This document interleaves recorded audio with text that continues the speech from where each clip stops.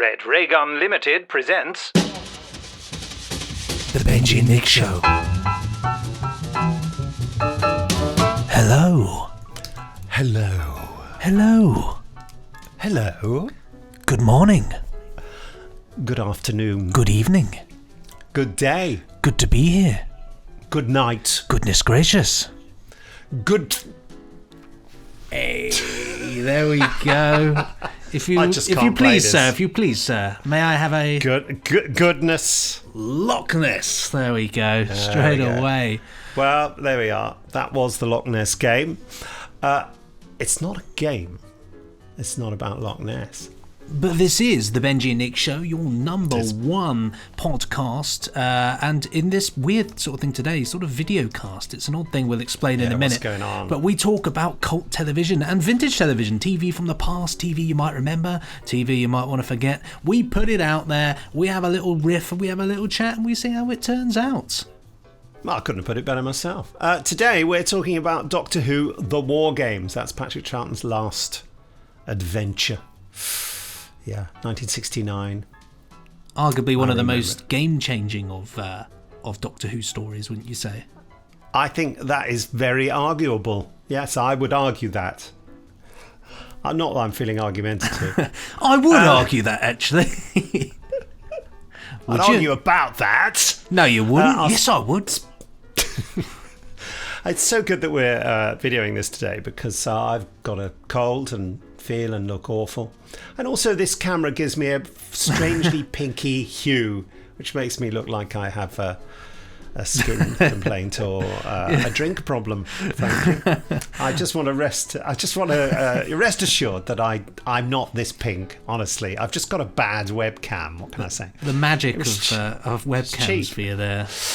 Our special guest reviewer, Shelley Dean, will be joining us direct from the US of A.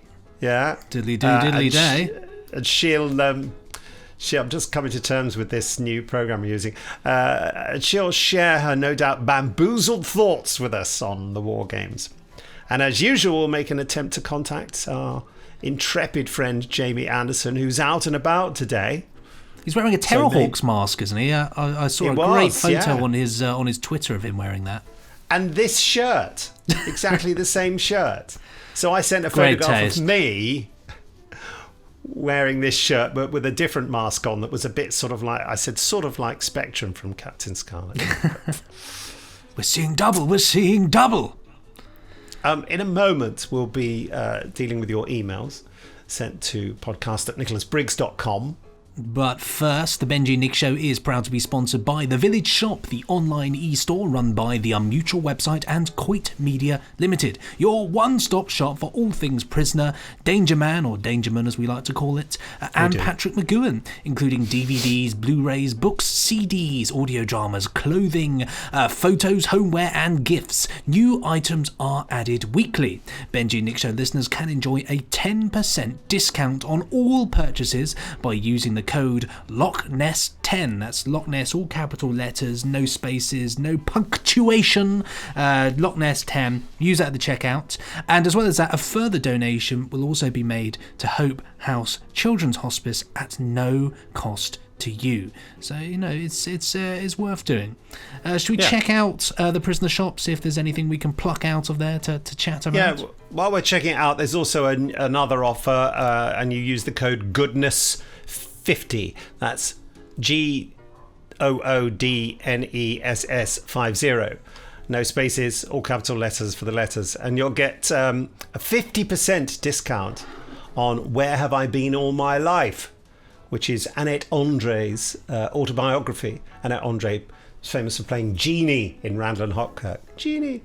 And there's a foreword by Roger Moore. 4 words by Roger Moore. Forward. I am Roger Moore. 4 words.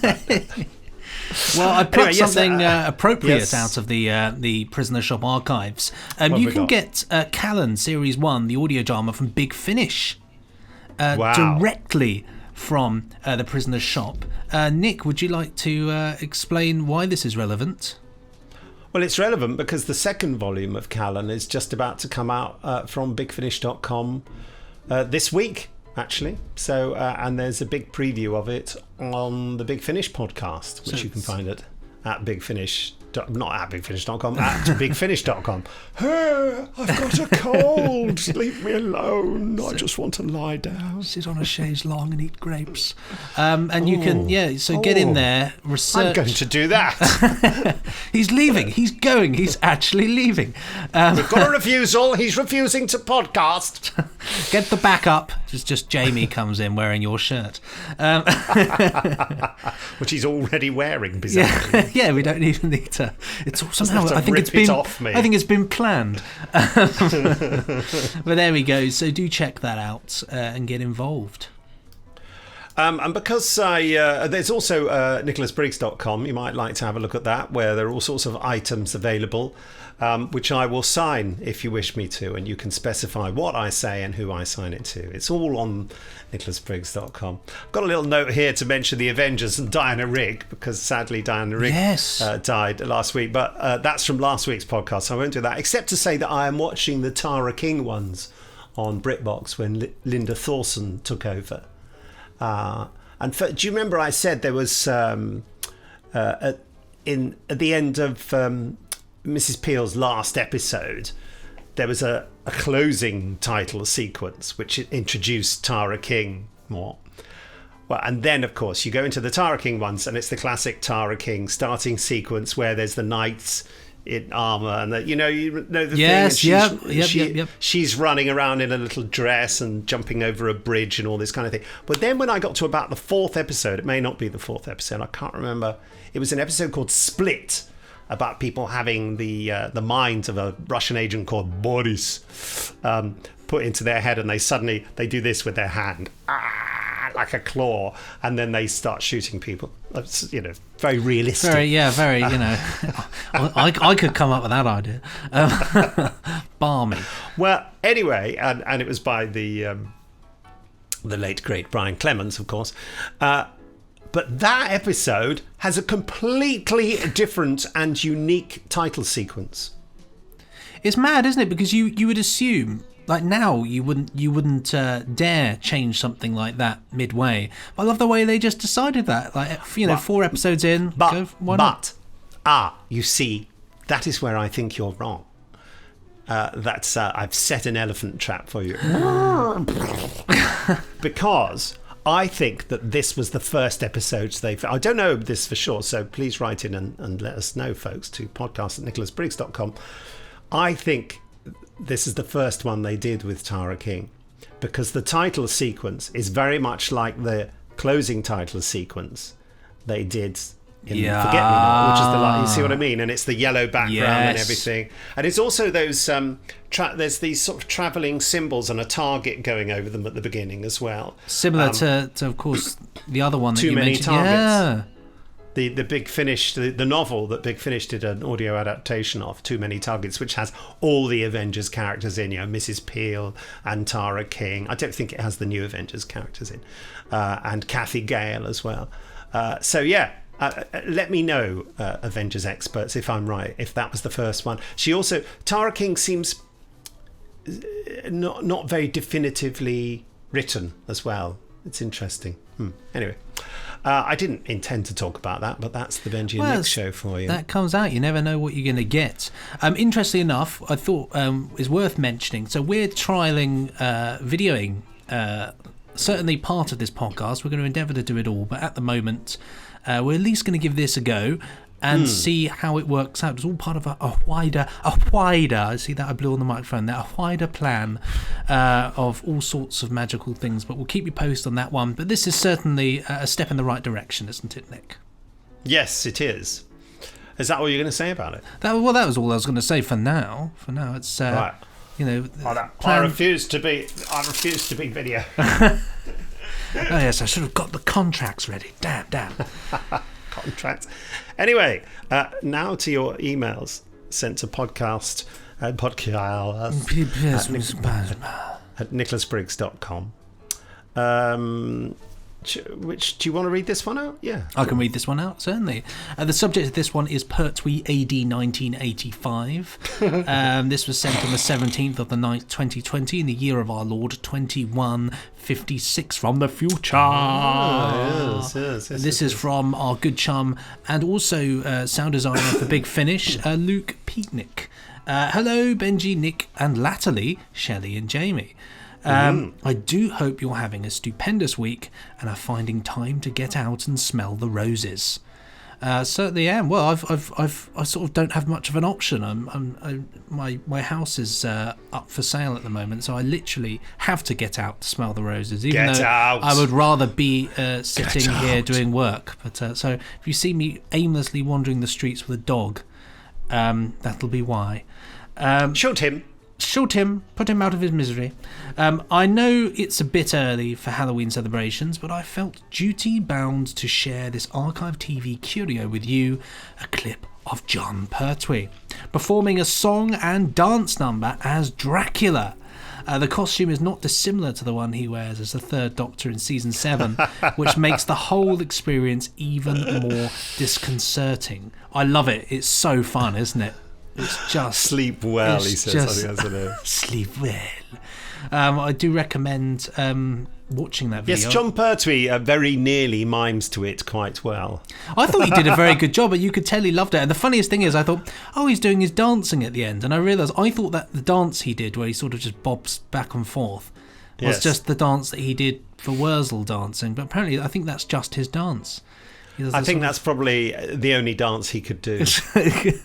Well, even then, though, I loved vamping. Just vamping, if you pardon the pun. Vamping. But if you want to see the video of Jon Pertwee singing as Dracula, type into YouTube Pertwee Draculaic. That's Draculaic, and you'll check it out. But it's great fun. Sorry, just stifling a yawn there. Nothing to do with Jon Pertwee, of course. We got a PS here as well from Luke saying, incidentally, I recently listened to The Human Frontier, a very cleverly written piece of drama with some huge topical themes and which touches on the fundamental aspects of all of our lives. It's a piece of work you should be very proud of, Mr. Briggs. Here. Oh, thank you very much. The Human Frontier is a Big Finish original that I wrote and directed and did the music for as well. Fantastic sound design from Ian Meadows, if you know that chap. It's a sci-fi epic, isn't it? Sci-fi. It's an epic. It's a sci-fi epic. Sci-fi epic. It's epic. Oh, it's I thoroughly lovely. recommend it. Go and find it at bigfinish.com. Our next email is from Terry Boniface. Subject Randall Hopkirk brackets deceased. And it was sent on the 15th of September. In the year 2356, again from the future. Interesting. Dear Benji, Nick, and Shelley, the three who rule, or may that be, should that be the first, second, and third deciders? Hey. And Jamie. You may be more familiar with the reboot of Randall and Hopkirk Deceased with Vic Reeves, Bob Mortimer, and of course Tom Baker. But have you ever commentated on the original ITC series, a staggering 50 plus years ago? Is it really? Does the Benji and Nick show have an index? We have done Randall and Hopkirk. We have done Randall and Hopkirk, yes. It's really difficult actually as well. So we do need some form of way of finding all the things we've done. But we did Randall and Hopkirk Deceased quite early on. In fact, let me do a quick Google search. All right, shall I carry on with the email while you're goggling? Good idea. If not, the original series is definitely worth a watch. Agreed. If it's not currently listed as showing anywhere, there's some at the Daily Motion or YouTube. Isn't it on? I think it's on BritBox, isn't it? It is on BritBox now. Yes, correct. Yeah. Correct. But perhaps even more remarkable is Jeff Randall, actor Mike Pratt's entry in Wikipedia, which includes an Ivor Novello Award. Oh. There you go. It could make an interesting compare and contrast with the reboot, also a staggering 20 years ago now, which includes a young Mr. D. Tennant. Yeah, he's in the first episode, I remember. Anecdotally, Mike Pratt's brother used to run a hardware store in Chorlton-cum-Hardy, South Manchester. Chorlton-cum-Hardy is actually the name of a real place. What? I love it. I love place names, especially in in this Chilton country. come hardy. I love, what is it? Is it Upminster Rifles? I always like, and Snave. There's also a place called Pratt's Bottom as well. Yeah. And I'm on the way to Orpington, and there were signs both sides of the road pointing left and right to Pratt's Bottom. I thought, well, that must be the right cheek and that must be the left cheek. Yeah, just don't go straight on is all I can say. Whatever your personal choice is. Also, there, around where I live here, there's the River Piddle. So there's a lot of names. The River Piddle. Love it. Yeah, there's lots of names have got Piddle in them. Although Puddletown, they changed the name because they thought Piddletown sounded too rude. Anyway, I've said it now. It's out. It's out. It's there. Anyway, he went to Chilton cum Hardy once in my early teens, says Terry, with a friend of mine, armed with the How to Make a Dalek blueprints in my copy of the Radio Times 10th anniversary special. But we didn't get very far. Probably just the sink plunger. But it was a start. Anyway, hope you get a chance to enjoy. Yeah, Randall and Hopkirk. Well, we could do another episode of it. Certainly something to consider. It would have been I say nearly a year. It's actually only September at the moment. We did it on December the 17th. And all you need to do if you want to find that is type into Google the Benji and Nick Show, Randall and Hopkirk Deceased, and it will pop up and you'll be able to see it there. You can watch it on YouTube, Spotify, Apple Podcasts, SoundCloud. It'll be there. So if you want to check that one out, you can do. And it's also on the nicholasbriggs.com website as well. Certainly is, yeah. And we discuss it on there, so get involved. But yeah, there will come a point where I think we'll start going over a few things again, because especially what we've discovered. Just start repeating ourselves word for word. Let's start. Okay, the first podcast, let's go back and just rewatch Doctor Who, Daleks Invasion of Earth 2150 AD, and have a great time. So we should get someone to transcribe the podcast, and we'll just read it out very badly. We'll just do the same podcast. Each other's parts. Perfect idea. You could be me, and I could be you. Yeah. This is it. This is the future. We could do that sort of thing, like how Mousetrap is just the longest running theatre play of the same. Yes. We could just do that. Just do the same podcast every week. Yeah. It's an idea, isn't it? With increasing sort of tension. Until yes, that's very interesting. Here's a bit we haven't seen before. We did have that once, didn't we, with the Big Finish podcast, where I messed up the recording and we had to do the whole thing again, and then we spent the whole time wondering whether we'd said things before or not, or it was crazy. It was crazy. I'm telling you, it was madness. Well, we got one more email here. Yes. Just adjust my headphones, which are sitting rather graciously on my Benji and Nick Show cap. Nice, which you can't buy yet, but we'll sort that out. We'll sort that out, yeah. Here comes the umlaut test. Off you go. Well, it's the word doppelganger, isn't it? Yeah. So... yeah, but with an umlaut on it, shouldn't you pronounce it doppelganger rather than doppelganger? I suppose that is true, yeah, doppelganger. Anyway. Yeah, it's true. I've never really thought to say doppelganger in any other... the anglicised version is doppelganger. The doppelganger. This one's from Neil Ellen. So with no umlaut. I don't think you put an umlaut. Oh, you can. It's all gone mad. It's all gone wrong. This was sent on the 15th of the 9th, 2020, in the year of our Lord 2133. Again from the future. These time travellers keep coming back to visit us. That's definitely a time travel theme from the future in this podcast. Hi. Like both you guys, I'm a great consumer of vintage TV and film, and I'm always looking for vintage films I've never seen before. So, I was looking through my Radio Times last week and I saw the film Journey to the Far Side of the Sun on the Horror Channel. I'm vaguely aware of it being a Jerry Anderson film, but I've never seen it before and where it fits into the Anderson universe. So I sat down and what a ride this film gave me. It had everything, including apparently all of the cast from Anderson's UFO or UFO. When I say all, UFO. I mean every single on-cast member. It's even got the same cars. It had Roy Thinnes, the bloke off Invaders. Finnis. I think he pronounces it Finnis. Ah, okay, right. It had Roy Thinnis, the bloke off the Invaders, a Quinn Martin TV production. The Invaders, a Quinn Martin TV production TV show, whatever it is. Yeah, I bought that a while ago, actually, on DVD. I think I remember you actually mentioning. I sent you a video. I sent you a video of it. That's right. God, what a world! Yes, it's a very well-made show. Well, I expect so too. It's a Quinn Martin production. A Quinn Martin production starring not David Hedison. David Tennant. David Goodison. Who plays Roy Thinnis? He plays Roy Thinnis is the actor, and he plays. Oh, what's the name of the architect? Architect David Vincent. Played by Roy Thinnis. They say architect like we're supposed to be impressed. Oh, he's an architect. Okay, he's not just a milkman or something. He's the proper job. Well, I suppose it would have to be a good production, because if it was, a Quinn Martin production and then it was like paper plates balancing on a can of beans, you wouldn't the Dalek invasion of Earth. Like the Dalek, exactly like that. Then you wouldn't be impressed. But yes, that literally it does look like when they balance a paper plate on a stick and do that funny act. It does look like that, doesn't it? It does. All the great I'll show you something in a minute. Your paper plate trick. All the great Anderson vehicles you'd expect, with convoluted ways of docking or landing. Why have a vehicle with 4 wheels when 36 will do the job just as well? It's like a millipede car.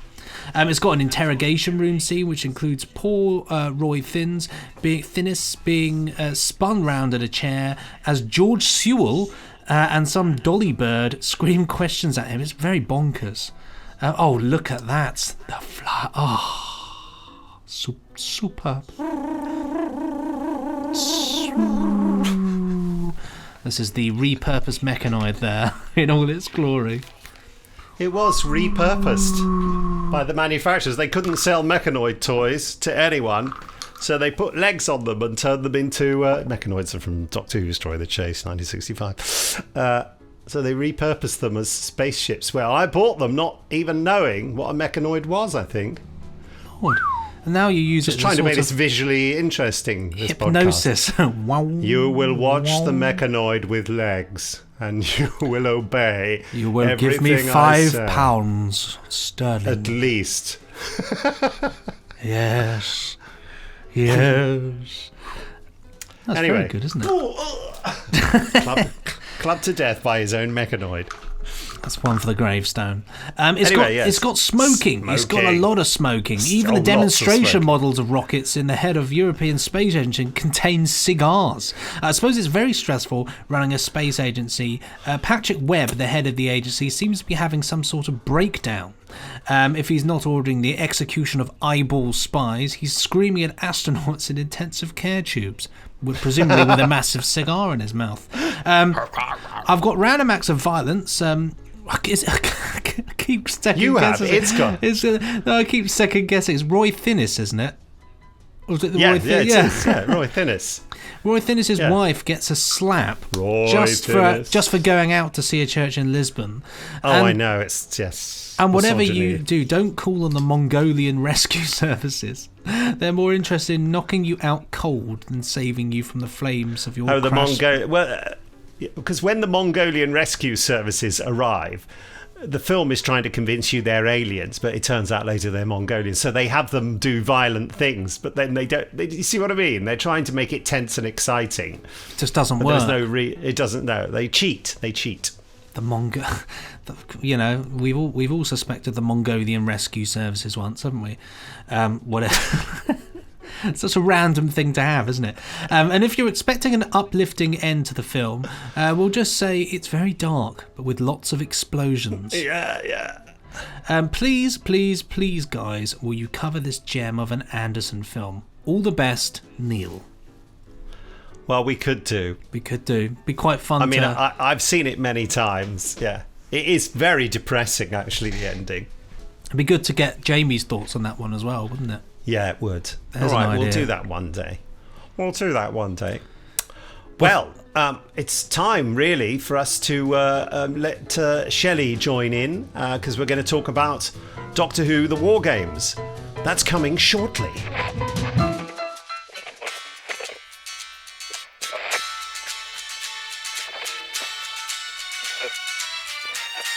So I have to do my prop again?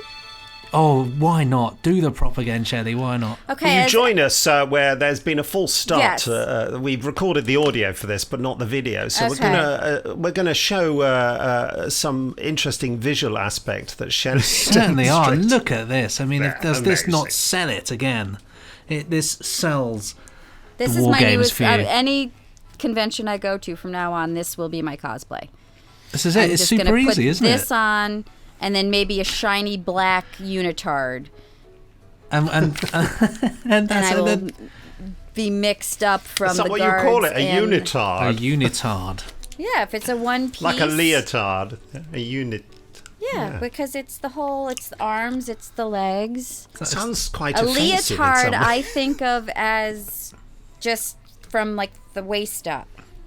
Yeah. But a What about a cat unitard, suit though? Surely a cat suit is Oh, the same cat thing suit as... works. That's yeah. That's a meowatard. Very well done. Very With well. Benji's cat ears. Yeah. Yes, which you can sort of see the. Wait, it's don't not- lean forward. Just lean back. There you go. Yeah, got- Now I they- feel a massive tangent coming on here. I was just watching an episode of The Avengers where Tara King turns up at the beginning of an investigation where a robot's been murdered, and they're all treating it like some guy's died. And they go, "We're going to have to operate. Oh, poor George, stroke X05." Anyway, she turns up, and she is dressed in a leotard with a cat eye mask and a big fluffy green tail and fluffy paws and everything. And she just walks in like this, and they go, Steed doesn't bat an eyelid, but everyone else looks at her. She said, "I was on the way to a fancy dress party." But she conducts the entire investigation wearing the cat suit and the mask. She never once takes it off. Doesn't think maybe I should be a bit more sympathetic here and take the mask off. You know? When she has to go to some bloke's apartment to investigate something, she says, "I'll go with you," and then she goes, "Wait, you don't have any dogs, do you?" Like they're going to 'cause chase her she's a around because cat. she's a cat. That's funny. Anyway, sorry. That's funny. For those of you, if indeed anyone is joining us on the video, you will have missed, for technical difficulties, a fantastic summing really up by was. Shelley I'm gutted. about the Second Doctor, and it's really and his companions. It's amazing because I have seen the War Games approximately 5,033 times. Okay. I have no external perspective on it at all, so I don't know what the Doctor and the companions would look like to someone who knew nothing about them. And it's really it's lovely to hear you say that. Oh. Because for me, Patrick Troughton is the best Doctor because, outrageously, this is my opinion, that all the other Doctors following Patrick Troughton have in some way done an impersonation of him, because he is the Doctor who is the one who goes to planets to right wrongs and to intervene. The first Doctor didn't do that. He just went snooping around and wanted to get back to the TARDIS, and there was always a reason why he couldn't get back there, more or less. He really didn't have too much of a moral crusade going on. But Patrick Troughton's Doctor was the Doctor who is the eccentric, the clown, and the crusader all mixed together. And to one extent or another, all the other Doctors have referenced that. And I know Matt Smith said to me that he said, "I love Troughton," because, in Victory of the Daleks, Matt Smith had to say the final end to the Dalek Supreme. And I said, "Oh, they've told you about that line, have they?" And he went, "What?" And I said, "It's what Patrick Troughton says in Evil of the Daleks when he believes the Daleks to have been utterly destroyed forever, as he sees the Dalek city in flames. Patrick Troughton says the final end. Yeah. And they gave Matt, and Mark Gatiss, being a massive Doctor Who fan, gave Matt that line. And I told Matt that. And he went, "Oh, really? Oh, my God, right." I said, "You can't watch it, unfortunately, because it doesn't exist anymore, that one." Which is, breaks my heart, because I'd give almost anything to see Evil of the Daleks. Yeah, absolutely. So it's interesting how, with Matt, it consciously affected him. I think all the Doctors owe the biggest debt to Patrick Troughton, actually. I think with Patrick Troughton as well, it's so interesting as well. With Shelley, realizing that magic that Patrick has, and it happens to so many people that I know who have started the Doctor Who journey, and they've not seen any Patrick Troughton. And I was the same. And interesting, I remember I had a book before, because Patrick Troughton, obviously, I think he's the Doctor with the fewest amount of stories in existence. So he was always a bit of a mystery to me. And whenever I used to watch Doctor Who, which is on videotapes, and if I was lucky on UK Gold, it was always normally the later stuff, really. And so he was a bit of an enigma to me too. And all the photos I saw of him tend to be of him looking quite serious. And he's got a wonderfully lined, he's got the most beautifully lined face. I mean, when actors are handed out faces, I mean, he got the winning ticket with that one because it's just superb. He can look very frightening, can't he? He can. Well, he's got that great ability as well, that he can click like that. He can go from the clown to deadly serious to being slightly menacing, and he can look, like you say, he can look frightening. When he looked scared, it scared me as a child. I mean, in the existing episode of Evil of the Daleks, for example, when he suspects the Daleks are behind it, he's asking questions. He does that thing where he keeps his eyes open. He's going, and these creatures, and his eyes start to water. And he looks petrified. And then the Daleks burst through the door, this Victorian house. Doctor! And he's scared of them. And as a child, it makes you scared because the person you trust is scared. But, then he rallies and he's brave. But that's the interesting thing that Patrick Troughton could do that I don't think any of the other Doctors have done as successfully. The ability to look scared. I always think that's great in a hero, if your hero can look scared. Because there is a level, isn't there? In that way. Humanizes, he's a Time Lord, I understand that. But it gives that sense of, he's not perfect. It's very relatable. But it draws you into the drama as well, doesn't it? Because you worry for them more. If they're kind of like, I've got superpowers and I can deal with anything, you're just like, well, then I don't like you much. Yeah. When there's no sort of high stakes to it, is there? It's like, my personal favourite Doctor is John Pertwee, and I think just purely for nostalgic reasons. But there is a level with his Doctor that you never really feel he's in any danger, not really, because he's supremely confident. Yes. He's in control and he's very wise, and and he sorts the problem out. But you're completely on the money with that one with Patrick Troughton. That there is that level of vulnerability there, and there's just that smattering of, but will he actually be able to do this? Yes, he's always seems to be half on the verge of panic and doubt. Isn't he? He's always got that. Of course, I was talking to his son, Michael, the other day, and he said a lot of his dad's performance, and I've always thought this, or since I became an actor, I've thought this. A lot of his performance is based on getting thinking time for remembering lines. So a lot of that hesitancy is, because I learned this when I was doing weekly rep in the theatre. What you do is that you learn something really, really quickly. You need time to think, to bring it back. So you start developing mannerisms in your performance that give you that time. So coughing is a really good one, clearing your throat, hesitation, that also, and he does all that. He's like, yes, well, and most of his yes, wells, and I see, none of those are in the script. He's saying all that while he's thinking there's that thing about a spaceship coming up. I've got to remember to say that, And Michael said, there was a lot of that in my father's performance. Oh, that's interesting. But he does it with such confidence, whereas William Hartnell, who was suffering from a brain disease, basically, he was trying to do that, but he didn't have the quickness of thought to do it, and so his performance keeps falling off the rails, I think, with William Hartnell. You see that?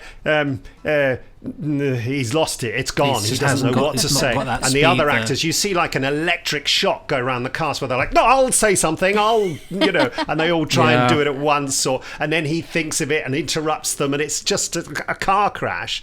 But they carried on recording. And likewise, did you notice, Shelley, that, these episodes were sort of filmed more or less in one take, all 25 minutes. Yeah. So there were mistakes. The way when I was watching it, I tried to put myself into the place, because we're so used to binge watching things now. You know, we're so used to being able to see from one episode into the other episode into the other episode. I wanted to get that sense at the end. This is a cliffhanger moment. When they aired this, they didn't know what happened to him for a week after. You know, so when there's that I don't know what episode it was, but the scene where he was like trying to convince the baddies that he had gone on their side and he was going to go against the resistance. And he was like, yes. And it just kind of ended. And I thought, people spent a week going, oh my gosh, the Doctor has turned. He has gone against the resistance. You know, so it was just, I tried to put myself into that because I was watching it one after the other, because there were 10 of them. Yeah, it's a lot. It's a lot to get through. 10 of them, and I kept saying, I'd get through one. I'd be like, okay, how are there 9 more of these? How are there 8 more? Like it kept going, and I mean, and not to say that I wasn't enjoying it. I was engaged it's a the lot whole of it though, time. and there needn't have been. You could have chopped that in half. Yeah, there was so much Easy. about it that I was like, what else could happen? And I said that, and my daughter was like, oh, a lot can happen. A lot more is going to happen. Well, I think that the writers, Terrence Dicks and Malcolm Hogg, I think you're perfectly reflecting what they were thinking when they were writing it. What else can happen? We've got a 10-week gap here. All the scripts had fallen through, you know, because of drunkenness and God knows what else going on. That they just didn't have the material. No. And so Terrence Dicks was the junior script editor, uncredited on screen as a script editor. He was that junior. And he just had to go, okay, guys, we've got to write something. Come on. I'll get Mac Hulk. I used to write Crossroads, which was a long-running soap. Crossy. That Mac Hulk and Terrence Dicks used to write. And he thought, I'll get my mate Mac in. Let's do it, guys. Let's get on with this. You know, okay, there are different time zones, and at the end of it, we have to find a reason for Patrick Troughton leaving. Let's say that he's a member of a super race that we've not mentioned ever before, and he changed his appearance. You see, so that means he's an alien. So fine, that's because up until then, the Doctor was absolutely a human in everyone's eyes. They've never mentioned prior that he wasn't. No, he's a human. In Evil of the Daleks, I keep referencing Evil of the Daleks. The Daleks say to him that because he has travelled in time so much, he has become more than human. So the clear assumption is, this is one of the favourite topics for chats with Stephen Moffat. He always says, watch the programme. He said, everyone, including the audience, thought he was a human being until you get to the last or the second to last part of the War Games, where he reveals that he is a member of a different race. And I remember that hitting me at the time. Wow. I never thought Doctor Who was an alien. I thought Doctor Who was from Earth, maybe from the future or something, but really when he says, and the total awe about the Time Lords. I was mentioning it to Benji earlier when we were just chatting between podcasts. That bit where Philip Maddock as the warlord, when the Time Lords are coming and they just go close on him and he just goes, they're coming. And he's so terrified. Good. You hear this noise coming, Turns out it's just a bunch of blokes in weird costumes, but, I do love that sort of, especially it happens, in this story and to an extent the Three Doctors. But I love this kind of godliness of the Time Lords much more so when they're a bit mysterious and they're sort of all powerful, and you don't know how much power they have or what they can do. But it's clear, especially in this story, that that they have this power, but they're actively not using it. Absolutely. So that was even more, whoa, like what is it? What can they do and why aren't they doing it? And then when, he goes on trial because he was doing the one thing that they didn't want him to do, participating, getting involved in history and future stuff. It just but that was like okay, but I didn't realize that up until this moment we didn't know. I mean, I knew that going in that this was when we found out about the Time Lords, like they actually put a name to it and created that. But I guess I always assumed that from the first Doctor on, we were in on it. Like we, the audience, were in on the fact that he was from another planet type of thing. he in the first episode, he talks about the children of my civilization. He says, your civilization? Yes, mine. But he doesn't actually say he's from another planet. Yeah, So so that could also mean we're- mean future civilization. Yeah. So that He says they're wanderers in the fourth dimension. He doesn't say. Me and Susan, something our home planet, he mentions, but he's suitably vague about it, isn't he? Yeah. Me and Susan are something from our Exiles. Yes, exiles exile. from our own planet. But Yeah. you don't. But it's never really touched on again. And if you're a viewer, And there's especially, also the meddling monk. It says, he's a member of the Doctor's race, doesn't he?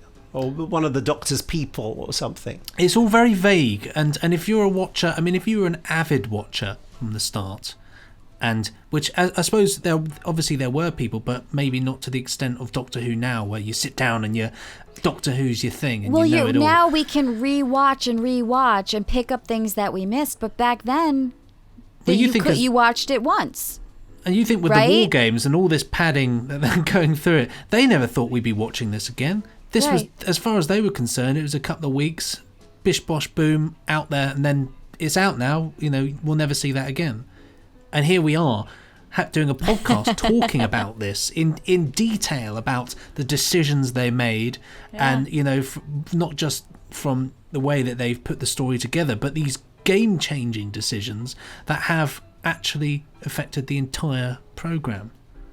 And it's almost like, it's a little bit like when they thought Torchwood was over. They did that Children of Earth thing where they just thought, to hell with it. We're going to do an extreme thing. We'll kill one of the characters. We'll do it, because they thought it was never coming back. And likewise, there was a very good chance that this could have been the last ever Doctor Who, because the Patrick Troughton era is very poor ratings. And even though I love it, there's a lot of shoddy nonsense, and the quality of the writing did descend quite alarmingly during Patrick Troughton's reign. And I'll just put it out there, I think one of the reasons he decided to leave is that he probably thought, I'm doing this bilge every week, there wasn't, whereas it did step up with John Pertwee. I think they thought, I think we're going to take this a bit seriously. Let's think about science. Let's think about the implications of this, and let's Also that pressure though as well from moving to colour. You've got that added pressure of like, we have to kind of make a success of this. This is going to... Although, no, they fully believed that they were going to just do one series with John Pertwee. I spoke the other week, didn't I, about why that article in Doctor Who magazine that revealed that it was because the BBC got a deal with Cliff Richard to do a variety show on Saturday night that secured that lineup, that made Doctor Who a safe part of that and secured its future for quite some time. But yeah, I think that Doctor Who had really run out of time, and Patrick Troughton had tried to resign a bit earlier. There's an apocryphal story about him kind of going bonkers in the canteen and saying, I've had enough of this, because it was all year round. They just got a holiday from it. They did the job all year round. They did 36 episodes a year. I mean, William Hartnell used to do 46. Jeez. But they used to have time off in the summer, and there was a break in broadcasting. But It's a hell of a it was job, a isn't hell it? of a job. Every week, more stuff to learn. No wonder the And Doctor it's very coughed and ummed physical. and ahed. Well, and it was very physical, And he's in his 50s, Yeah. for goodness Oh, sake. jeez. So But- old. Of course, I couldn't do it. I couldn't do it. what is lovely, even though obviously he got to that point where he thought, I can't do this anymore, his commitment to Doctor Who, later on, coming back every time he was asked to come back, he came back. Well, I mean, I don't know how many times. They could have asked him every week for all I know, but certainly every multi-Doctor story, he actually participated in that. And so I think it's great that he felt that he could come back, and he believed enough that that's something that he could do, which I think is fantastic. Yeah, quite incredible. I was looking at him in this story, and I suddenly realised how much older he looked than just, say, in The Invasion just a few months before. I think there's also a real end-of-term feeling about this story, and they're Absolutely. giggling all the time early on, aren't they? When they get out of the TARDIS and they land in the mud and everything, they're giggling all the time. And that's Fraser Hines said that they just laughed so much through that last story. Well, the thing about this story in particular is it's the type of story I find difficult to watch, because I can't stand the ones that are back and forth all the time, constantly back and forth. And back. And this is really a story of like marching. Right, march from this room to this room. Okay, now we're going to march from this room to this one, and now we're going to get in the car and drive here and do this scene. And it's just it's all about it's a travelogue, isn't it? It is. It's I used the term railroading, as they call it. It's just, you know, you're just being maneuvered around the story. It doesn't feel very until that's it. It's in those last 2 episodes really that everything kind of comes together a bit more, and you're kind of like, oh wow, we're okay. This is completely changing now. This is Doctor Who. Wow. Okay. The earlier bits are very much, you can almost hear the sounds of the typewriters into the nights, can't you? Absolutely. And I have been there with writing, actually with typewriters a long time ago, but where you have no choice but to write something. And that's not to say you don't do good work, but you get a relentless quality in your work when you have to do it. And those moments where you'd normally go, do you know what, I'll stop and have a cup of tea or do something else or just have a think. You take your hands off the keyboard and you think, actually, no, I have to carry on with this. Otherwise, it will not be done in time. And so you just, you it's like you create another gear on the gear stick that you didn't even know was there, and you carry on going, and that's what's happening in this story all the time. So they've escaped to the so-and-so, and then they have to escape again, but then go somewhere where they go into somewhere else. And then they get captured, and then they have to go back, and then this guy can't be what they think, so he'll have to be, oh dear. And then they're in a barn for too long. Too long. It's a terrible American accent. All the other sets, the American accents. I'm going to say the American accents were a pleasure compared to the Mexican. Oh gosh, yeah. The German, the racist Mexican. Oh my God, the German accent. Oh, the German accents were terrible, weren't they? Yes. Horrible. But yeah, the Mexican. Are you an expert on German accents? I mean, I having the experience I have working as a voiceover director for many years, I know accents, and I know bad accents. And this was the school of bad accents. But I enjoy. Classic, just replace a W with a V, and you'll hopefully get through. Yeah, but it would just it would be like he'd start out strong, and then he would lose it halfway through the sentence, and then try to bring it back up. It was just. Was that the little bald guy? He was diabolical. Yeah. I don't even remember who it was at this point. It was just voices that were in my head. Yeah, like everywhere. But I did enjoy the bringing all the different time zones. I enjoyed that. I thought that was an interesting fun idea, isn't it? Yeah, I thought that was that's kind of neat, and it's like a board game. You know, it's weird that they're like in triangles, and no one ever notices that they're living in a triangle. That's because they just put on those weird. Did they ever explain the glasses and why those glasses made them? It's just a very special glasses. A very special plot device, isn't it? They had the weird glasses things going on. Yeah, okay. And the actors having to look through those. There's a sort of clear bit in the middle, isn't there? And then the rest were like prisms. There was an angle that they were shooting. I think it was the Warlord, and you could see like the side of the glasses, and they were like prism. And I thought, he's seeing everybody like the way a lizard sees everything right now. Like everything, it's like a kaleidoscope, and he's just trying to find a focal point and look in that one spot, or else he's going to get dizzy and fall over. I thought that Philip Maddock was magnificently terrifying as the Warlord. He's great in everything, though, isn't he? So understated. That was what was. You're terrified of him. You think he could do anything. He might, the bit when the war chief is about to be killed, his facial hair was my favorite. The war chief's facial hair. With the I don't even know what was happening, but I dug it. I dug it a lot. Now, he basically, if they hadn't have killed him, he would have been the master, wouldn't he? Absolutely. Well, I've read that he was the template that, later on when whoever wrote the master said, that guy, let's he had something. But funnily enough, one of the guys who played a Time Lord during the trial looked so much like Eric Roberts. It was freaking me out. He was a little guy at the end during the trial. Had the deep voice. I don't know. There was an essence of his face. He looked like he could be a relative of Eric Roberts, and I thought, I think that's Trevor Martin, who, funnily enough, played the Doctor in the 1974 stage play Doctor Who and the Daleks in 7 Keys to Doomsday. Oh.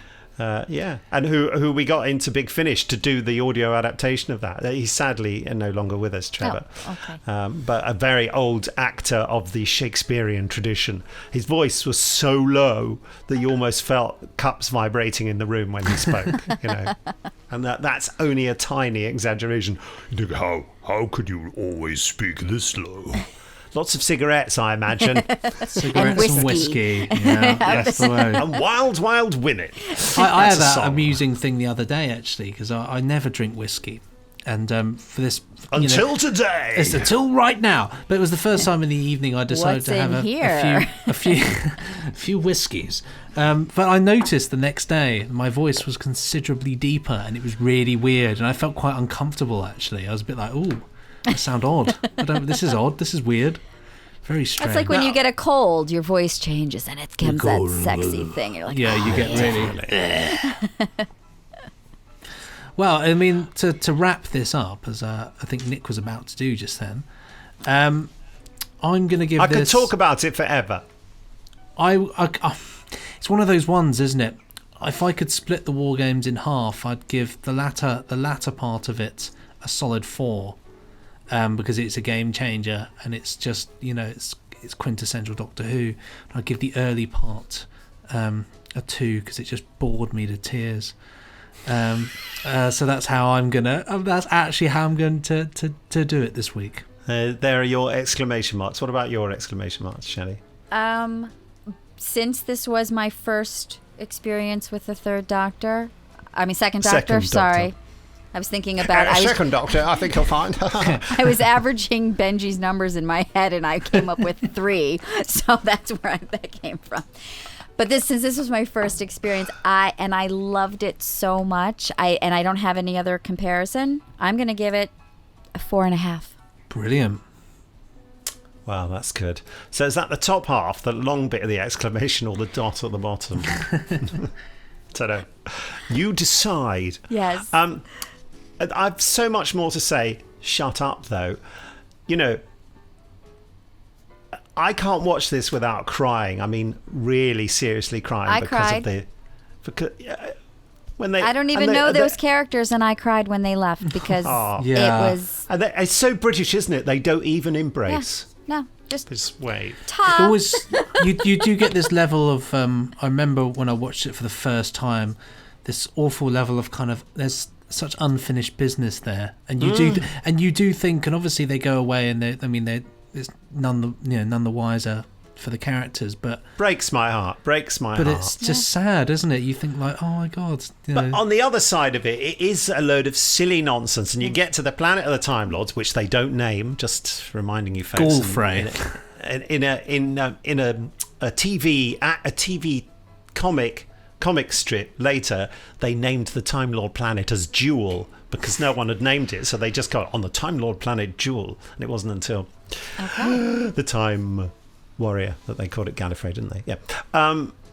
And their trial room is just 2 bits of polystyrene, some lights sticking up on poles, and curtains. You can see black curtains just like really badly tucked in. It is such a mess, this story. They run out of money. There's nothing going on, and then suddenly you get this spectacular moment of them running across this beautifully conceived conceptual set with all this dry ice and plastic stuff running. It's like something out of a Beatles movie, isn't it? It's bonkers. It's completely... It's incredible, and it's pointless, and yet it's clearly the most expensive thing in the episode, and it's in it for about 15 seconds. And the whole time they were running, I'm like, what is that? Why is that? It's the trial should have happened on that. That would have been cool, wouldn't it?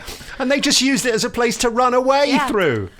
It's a lot of breathless nonsense, and Patrick Troughton's performance, I love him. He's getting so broad towards the end. There's that bit when the Time Lords say something to him, and he virtually turns to the camera and goes, He's like, oh God, you know, and it's so gurney and kind of, you can see he's kind of thinking, can we just get this over with so I can get down the pub, is what it feels like. But he's such a pro, and it's in his soul that he's still, in spite of all that, in spite of the exhaustion, in spite of the fact that I reckon he was pretty pig sick of it and was only in it because he liked Fraser and Wendy. Absolutely, He still manages to deliver the goods.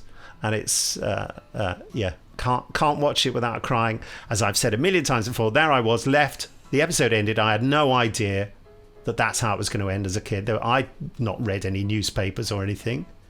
And my mum said, are you all right? And I said, I think Doctor Who just died. I was totally traumatised. Aw, baby Nick. And they put up this random slide picture of John Pertwee afterwards and said, and Doctor Who will return in 1970 with John Pertwee. And I thought, what? I thought they'd said John Fairfax, who was a famous oarsman who just rowed across the Atlantic. So I spent, about a year thinking that someone who rowed a boat was going to be Doctor Who. The child mind is just, I love it. So funny. So what am I going to give it? bizarre. I don't know. I want to give it 1, and I want to give it 5. I don't know, somewhere between the two. Nick gives it 100. 100. I give it 100 exclamation marks for my emotional breakdown I'm suffering. I just want to say that Jamie Anderson is a no-show. He's in a place where he's in a place where he can't make calls, and normally he sneaks one, but today the phone police are out in the very select private club he is attending, and they are. I won't use the words he used about what they're being like about it. He said they're being particularly today about it, so we can't ask Jamie about it. He'll go, the war, what? I don't know. So I'm just tucking it into a sandwich instead. That's much more Jamie style. Well, there we what go. a pleasure to talk about that. Absolutely, and it does. Thank you, guys. It does now come down to us to decide what to do next week. I mean, we could continue with Inferno commentary. Now there's an idea. There is an idea. I know you've seen it, or now you've seen it all, Shelley. Yes. You can do an enthusiastic commentary part 2. Just constantly shouting, "Get on with it!" Get on with it. There's 'Cause my we've only done enthusiasm. the first episode, haven't we? Yes. So we got. Should we do one. episode 2 of Inferno? Why not? Inferno Commentary. Let's do it. Inferno. Infernout. Well, this has been quite long, but we had plenty to say. In that case, so we go close to the microphone now. Close to the microphone. I love the fact that Shelley's making notes. So it looks like I've got these guys again. These are my notes for the show today. You're good. I'm a professional. nerd. A professional. Doesn't I it used look to make like notes. I've got a huge handlebar? I suppose it won't to you, but it does on the screen. Yeah, no, I There's- can. It Yeah, looks yeah. like I've got Yeah, a the huge shadow, yes. moustache. Yeah. You look like Jason King. Thank you very much. Anyway, don't forget to send your emails to podcast@nicholasbriggs.com, podcast@nicholasbriggs.com. And from me, Nick Briggs, it's goodbye. From me, Benji C, it's good be. And from me, Shelley, it's bye. Pressing stop now. Ka-chung!